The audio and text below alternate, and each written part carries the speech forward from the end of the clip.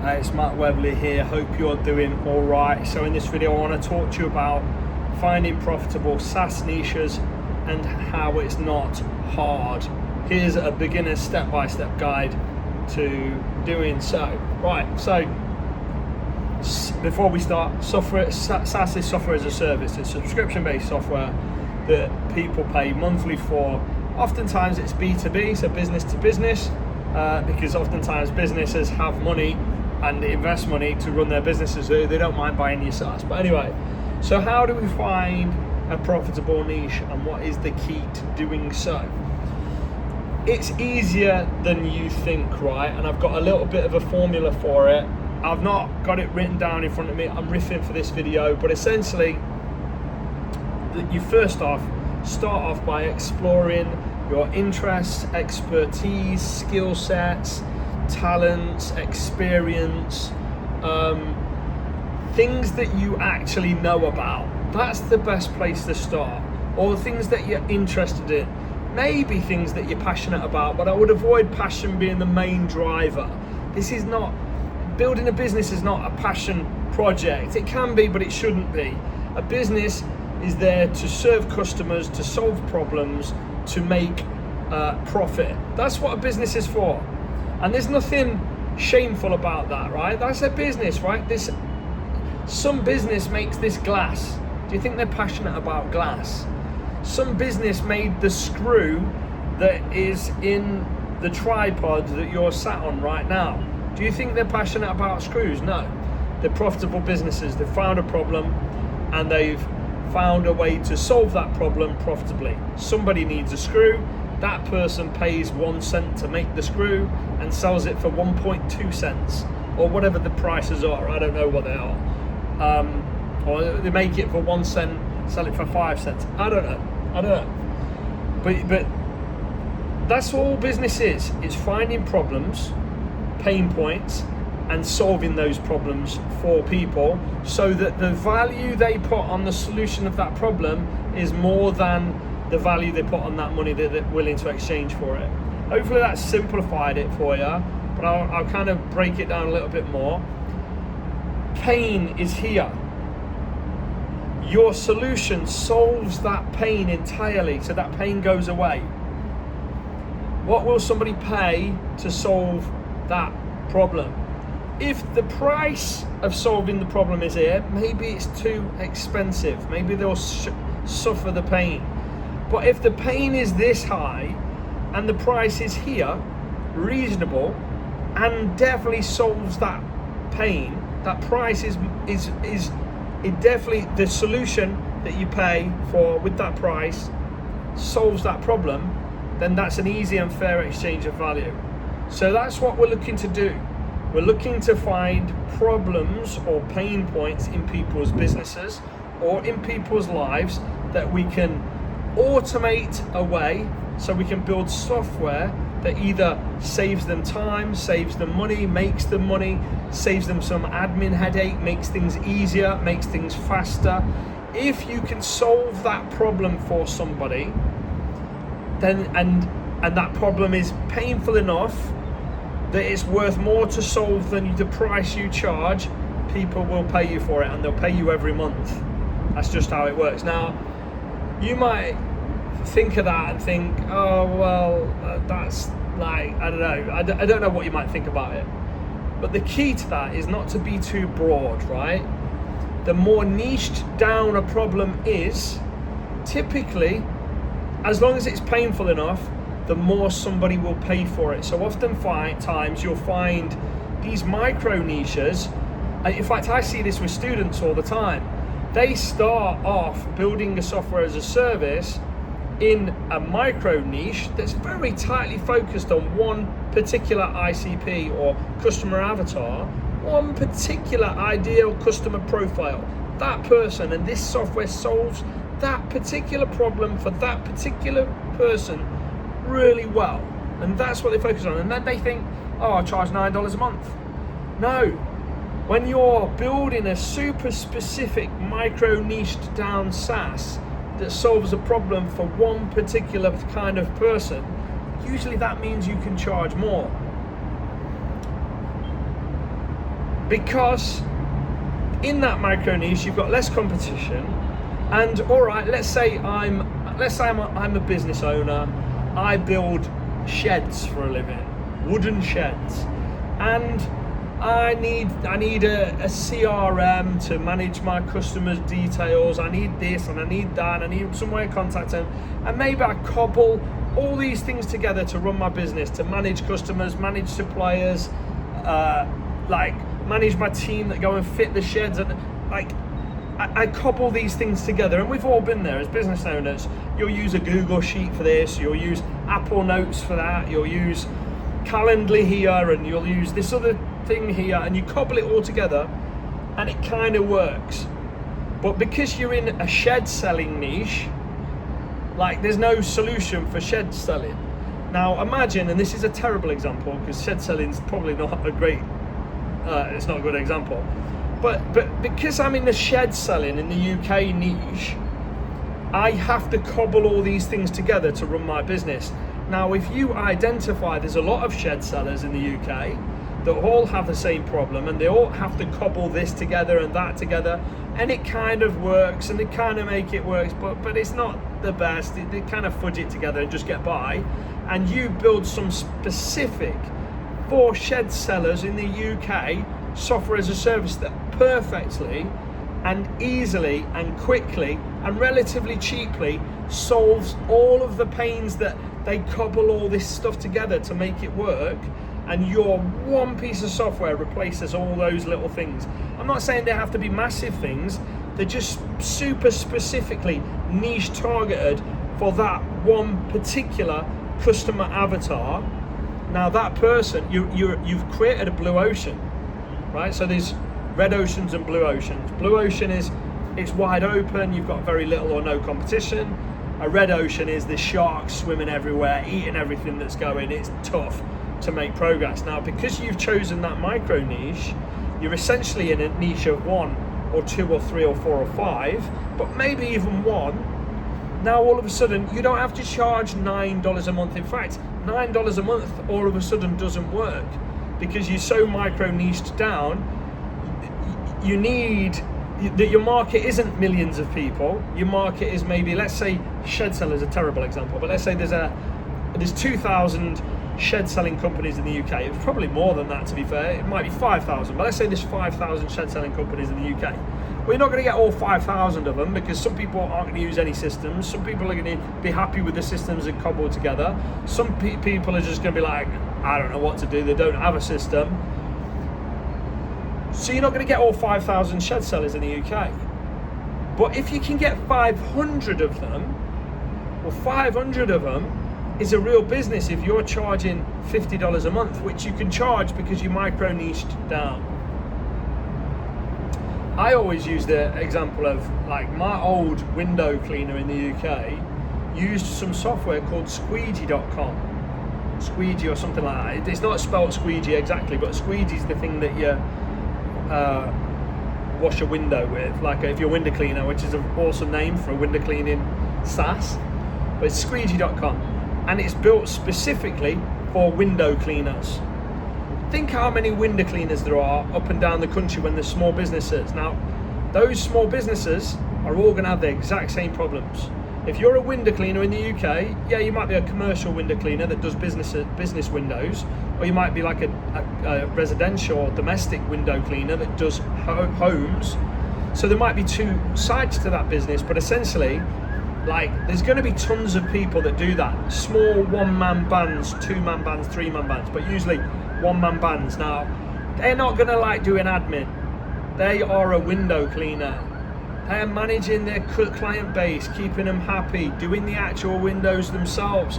They don't want to be chasing payments, telling customers when they're going to turn up, etc., etc., etc. So Squeegee was created for window cleaning businesses. That's a perfect example of a micro niche, right? Now, should you try and find a micro niche that's just got you in it, I wouldn't rule it out.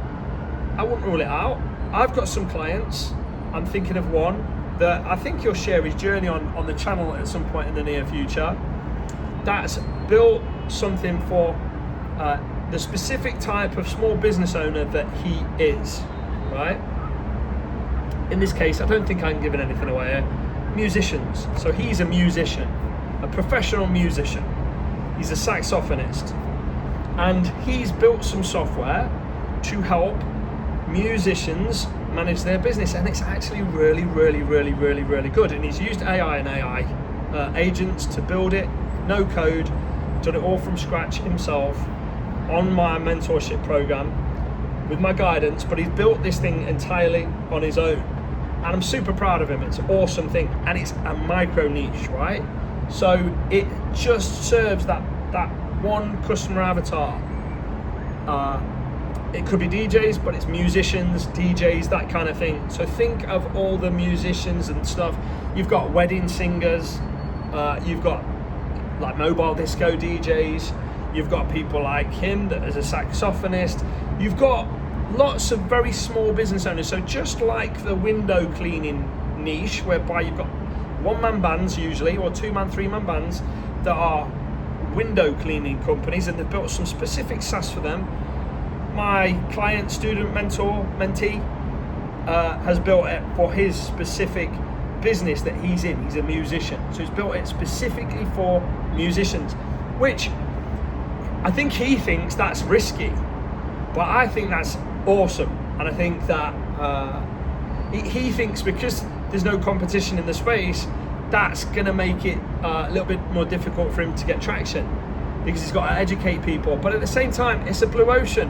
He's created a market of one for himself, because there is probably almost certainly people cobbling things together, but specific software that perfectly solves the problem like his software does in such an elegant, gloriously elegant way, there isn't anything. So micro niched down is typically the answer. And again, just like most of my mentees, they come on thinking, oh, I'll just charge $9 or I'll just charge $17 or some low price. No. I mean, you can at first if you want to get a little bit of traction, but no. $30, $40, $50, if they're running their businesses on it, $99 even, depending on the niche, or more, if they're running their businesses on it, as long as you can give it them, you give them a hit, like a crack dealer. You give them a hit, they're coming back for some more. As soon as they feel how easy and perfectly catered for their specific problems, their specific use cases it is, then I think you'll be surprised that people are willing to pay a lot more than they initially thought they would. So, finding a niche, start with what you know. That student there knows that. I can guarantee the guy that started Squeegee wasn't just a SaaS developer that just thought, oh, I'll make some SaaS. I can guarantee, I don't know his story, but I can guarantee I shouldn't rule out it being a she, but I'm just going to go with he for now, because I've never seen a female window cleaner. I'm sure there are some, but there's not many.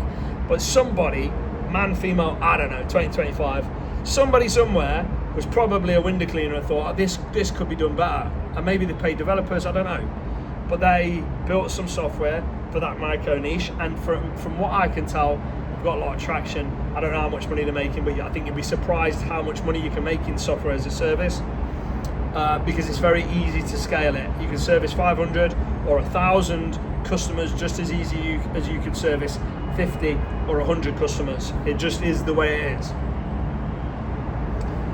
So starting off in something you know, skills, interest, experience, that's best, maybe, just because it gives you that insight. Going on from that, if you can find a micro niche within that space that has a strong problem that lots of people that are the similar type of people all share. So window cleaners would have all had the exact same problems. Like musicians will have all the exact same problems. You find that group of people that you're going to solve the problems for, and you specifically build your software as a service for them. You don't go, oh, I'll do this broad because then these people can use it, these people can use it, these people can use it. No, wrong way to do things. Very specific.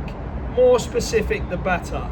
That usually means you've got less competition, and it usually means you can charge a higher price because you're in a competition of maybe 1, 2, or 3. So moving on from that, If you're like, Matt, I do not know, I don't know anything, and trust me, you know stuff, or somebody very close to you, your partner or whatever, they know stuff. There's something in the space. Maybe you're a salesperson in real life. Well, there's loads of stuff about sales. Maybe you're, I don't know, whatever.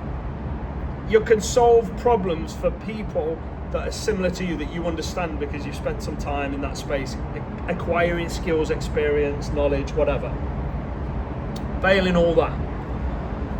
My generic advice is find a B2B, business to business, micro niche, whereby the end goal is to make money, which is most businesses, to be fair.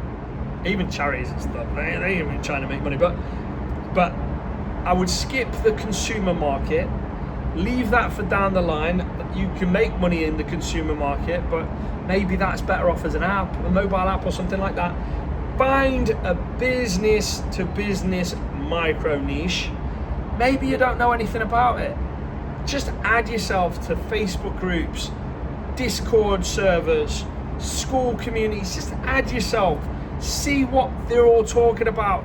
Find some weird little money-making idea on the internet, faceless YouTube channels, or I don't know, some weird little obscure money-making kind of activity online, say.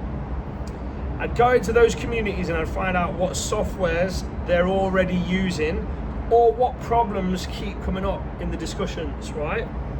And you'll either identify something that, oh yeah, somebody every few days asks the same or similar question about this certain thing, and nobody has a slam dunk easy answer for it, or if they do, there's a lot of work, or it's slow, or it's expensive. There's some pain attached to that solution that people keep asking. They keep asking about the same problem. There's some pain attached. There's some slowness, some expense, something like that, some technical barrier. There's something that's attached to that thing that keeps coming up in that little micro niche community. Or you just go, right, what are they using in this community? Okay, they're using this tool, and this tool. They don't mention any other tools, it's just those 3 tools. Maybe there's some periphery, some odd little one here and there. I would go in a space that's got up to about 5 main tools, ideally around 3, right? So you're in a micro niche, B2B, money-making community online. You're finding out the problems they've got. You're seeing what solutions are already been offered in the software as a service space. And you go, all right, I'm just going to clone that one. And you just move into the space. They're using human devs because they probably are. If they built it before 2025, they were using human devs. You're going to be using AI and AI agents. So you've got an inherent advantage right there, right from the start. And you're going to clone their core feature set. You take maybe the first 5 main features of the software that's in that space. Maybe it's 3 tools and they've got 5 main features. You clone those 5 main features and then you add 1 USP or 2 USPs, unique selling points, different features. So you add a feature. Could just be an AI brain, or it could be yours does this cool little thing that somebody mentioned in a group, or a couple of people you saw mention in a group. So you build in a little solution to that, because remember, you're using AI and AI agents. So iterating or improving on your software is fast and easy and cheap and quick. So then you clone the core feature set, you add 1 or 2 new features, and then you move into that space, right? And you just be the screw guy, the guy that's got a screw factory in China. Trust me, unless he's an absolute pervert or an absolute weirdo, and I'm not ruling it out, that guy's not sleeping with his screws under his pillow going, oh, my sexy bag of screws. It's not happening. It's just for the money, and you can do the same. You'll soon find passion when you're making money. There's passion in the profit. Be a mercenary. It's okay. It's okay. I've run businesses for years over in the past that I've not really liked. They've been kind of shit, and I've run them for years because I was making money at it, right? And you could argue it's better to go into something that you've got passion about. But look, you're not spending 3 years and 300 grand like you'd have had to a couple of years ago to get into the software as a service game. You're spending 2 or 3 months just like doing this, tinkering away on your computer. And it's fun and it's addictive. You'll enjoy it. You'll actually lose sleep over it, not in a bad way, because you won't want to go to bed. It's that much fun. It's crazy. And then at the end of it, you'll have a sense of achievement because you've built some software. You're not a coder. You're not a tech geek. I mean, I assume you're not. So some people do tell me they're a coder or whatever, but like, you're probably not a tech geek. You're probably just a normal person like me, and you just go, I'm going to be a SaaS founder because I can. Because there's disgusting amounts of money in it, because it's a faceless, single person, remotely run, passive business that now is being disrupted as we speak by AI and AI agents.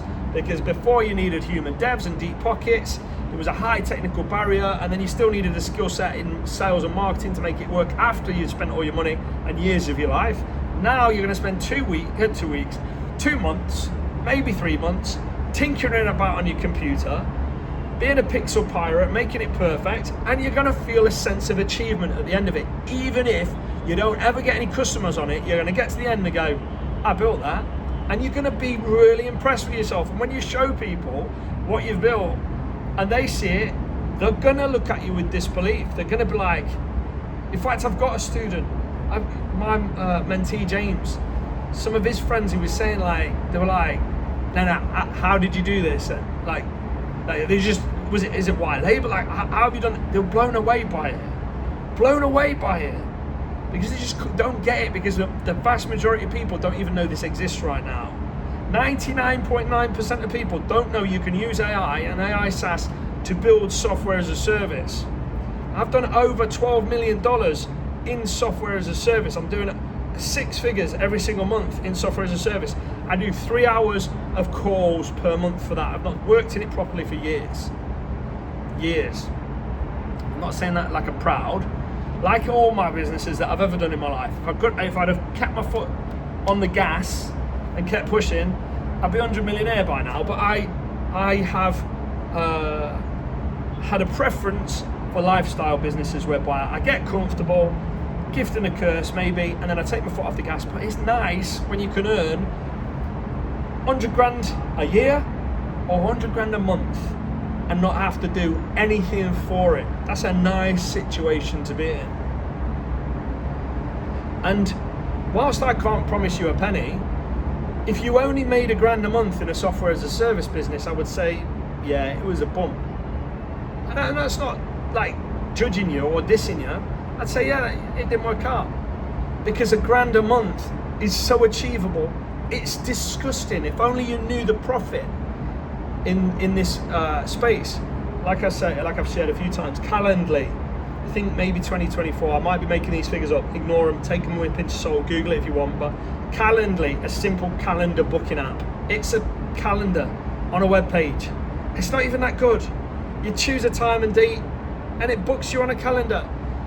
I think they did $356 million or something like that in 2024. I think it was 250 something million or 236 million. I forget the numbers, but it was hundreds of millions of dollars. It's a POS. No offense, Calendly, but it's not.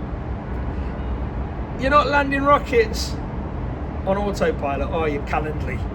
It's a calendar, simple calendar booking app, and it makes hundreds of millions of dollars a year. It's mad. The money in SaaS, especially in micro niches where there's very little competition, where it's easier to get traction because it's a blue ocean, is unreal. So I actually have a mentorship program whereby I coach people from start to finish how to build a software as a service business using AI and AI agents. I call it AI SaaS. You can build your own AI SaaS with no code, no technical knowledge, no AI experience, natural language. If you can speak English, and to be fair, I've not tried it, but you could probably speak Spanish to it as well. These AIs, they understand all the languages. You can probably speak Korean, and I do know a little bit of Korean. Gamsahamnida, that means thank you. Anadul Setnet Yasol Dasul Igop Yudul Aho Yol 1 to 10. C. At Chaggy Yop Chaggy, front kick, side kick. I know a bit of Korean. Random tangent, sorry. You're 24 minutes in, what do you expect? I'm like a nutter on a balcony in Dubai, enjoying the fact that I'm not sweltering in my gym clothes. So yeah, if you want me to help you build a business, it's actually fun building it. It's like having a business partner but not having to give me 50%. Like, I'll give you my everything, but it's not for everyone. You have to be the right fit for it. But you apply, you can book a call with me, we chat. If you're a good fit, I'll offer you a space. If you're not, I won't. I'll be honest. I just cancelled a call earlier on someone because they said they were broke. Like, it says on the form, don't apply if you're broke, but they said it was broke, so I cancelled the call. Like, no hard feelings. You can't afford my coaching, so there's not have a call, you know. But that's what this is for. You can follow me along. If you've got no money, I've been there back in the day, very long time ago now. I had no money too. I didn't have YouTube though to teach me. But if you want, follow along. I'm trying my best to help you for free on here. But if you want somebody to help you in the quickest, road rage in Dubai is funny. It's just a beep and then a stare, because you're not really allowed to kick off. There's no swearing, there's no flipping off. It's just beep. You're not even allowed to go, because they could accuse you of swearing off. It's kind of cool. I had road rage with a taxi driver that was driving inappropriately, just staring at each other. But it's kind of chill road rage. But anyway, yeah, if you want to build a business in AI and AI SaaS, you don't need anything really. You don't even need an idea. I can coach anybody through this process. You just need to be willing to listen, willing to put time and effort into it. You need to 5 minimum hours a week. 10 would be better, but 5 hours a week. Willing to listen, willing to implement. Remove your ego from the game. You don't know best, because if you did, you'd have made $12 million in SaaS by doing 3 hours a month, right? Just listen. I will guide you the best I can, and let's build you a business. You can book a call down below. But anyway, that's it. Thanks for watching. See you next time.